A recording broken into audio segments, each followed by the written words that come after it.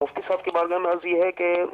بعض کے پیشانی اور ناک کی بناوٹ قدرتی طور پر ایسی ہوتی ہے کہ وہ کوشش بھی اگر کریں تو ناک کی ہڈی نہیں صرف ناک کی نوک لگتی ہے، تو اس صورت میں نماز کا کیا حکم ہوگا؟ پیشانی کا جمنا جی جی زمین پر، جی جی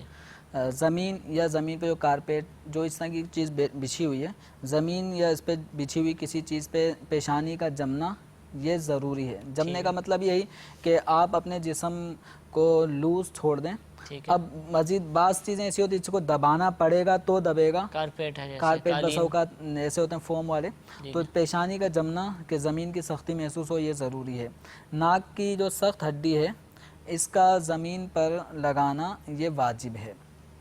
ناک کی نوک لگانے سے یعنی ہلکی سی ٹچ ہو رہی ہے کہ اگر یہ دبائے گا تو دبے گی، ٹھیک ہے، تو اور دباتا نہیں ٹیڑھی ہو جاتی ہے، ہے، ہاں تو اب یہ دباتا نہیں ہے، صرف ناک کی نوک کو ٹچ کیا ہوا ہے تو اس سے واجب ادا نہیں ٹھیک ہوگا۔ ہے، اب یہ جو سوال کیا کہ کسی کی ناک کی بناوٹ ایسی ہے کہ ناک کی نوک زمین پہ لگتی ہے ہڈی نہیں لگتی، تو دیکھیں یہ واجب یہ ہے کہ ناک کی ہڈی بھی زمین پہ لگے اور سختی محسوس ہو، تو یہ ہو سکتا ہے اگر ناک کی نوک وہ زمین پہ لگاتا ہے تو ناک کا جو ابتدائی حصہ ہے ناک کی نوک کا وہ نرم ہڈی پر مشتمل ہے، لیکن اس کے بعد والی ہڈی سخت ہوتی ہے، تو اگر کوئی ناک کی نوک بھی لگاتا ہے، جبکہ پیشانی بھی لگی ہوئی ہے، پیشانی لگی ہے، ناک کی نوک لگاتا ہے اور نوک کے ساتھ ساتھ وہ تھوڑا اس کو پریس کرتا ہے دباتا ہے، تو اب مزید ناک کا وہ حصہ دباؤ کا شکار ہوتا ہے کہ جو سخت ہڈی پر مشتمل ہے، تو ناک کی جو سخت ہڈی ہے وہ زمین پہ گویا اس طرح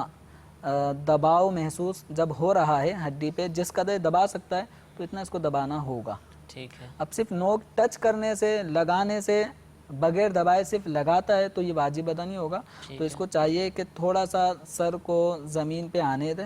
اور ناک کو جس قدر ممکن ہو تو اس قدر دبا